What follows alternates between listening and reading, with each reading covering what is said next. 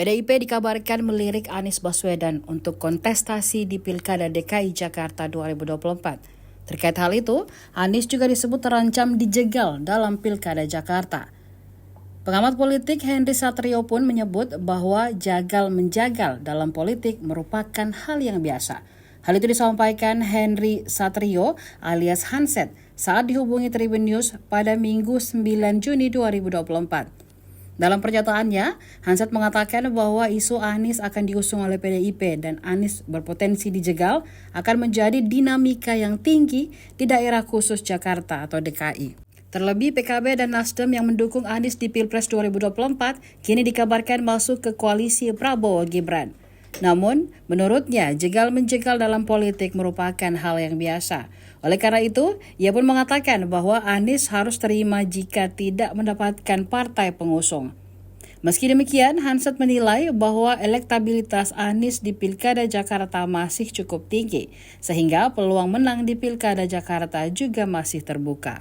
Anies bisa mendapat tiket atau tidak, itu hal yang umum saja, hal biasa saja dalam politik. Jadi kalau dapat partai bagus, Anies di DKJ ya. Kalau enggak ya juga harus terima.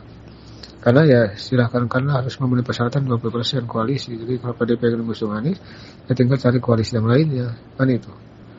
Ya tentu ini akan menjadi sebuah dinamika yang tinggi ya di DKJ, daerah khusus Jakarta, soal isu Anies akan didorong oleh PDIP. Ini juga belum tentu bisa, iya juga bisa tidak. Karena terus kita lihat dinamikanya ke depan begitu. Partai apa yang kira-kira akan mengusung Anies? Ya belum tahu kan, semuanya masih dinamis. PDIP akan katanya, PKS juga ingin, tapi kan belum tentu. Semuanya masih 50-50, semuanya masih belum jelas. Kalau kelihatannya PKB Nasdem susah, karena PKB Nasdem sudah berkoalisi dengan Kim, dengan koalisi Nasdem pendukung Prabowo Gibran, jadi akan mendukung kandidat yang didorong oleh Prabowo begitu. Jadi saya melihatnya soal partai mana Anies akan mendapatnya, kita lihat saja. Apakah dapat tiket dari PDIP dan PKS, kita tidak tahu. Kita tunggu saja dinamikanya seperti itu. Soal peluang Anies di DKJ masih ada, elektabilitasnya masih tinggi.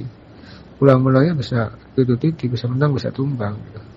Soal lawannya ya kita belum tahu. Apakah nanti ada Ridwan Kamil ataukah tokoh-tokoh nasional dari koalisi Indonesia Maju ya. Atau seperti apa ya kita lihat saja nanti. Semuanya masih dinamis, masih cair, masih saling mementik kekuatan masing-masing, masih sang kuda-kuda, masih dinamis lah begitu. Download Tribun X sekarang, menghadirkan lokal menjadi Indonesia.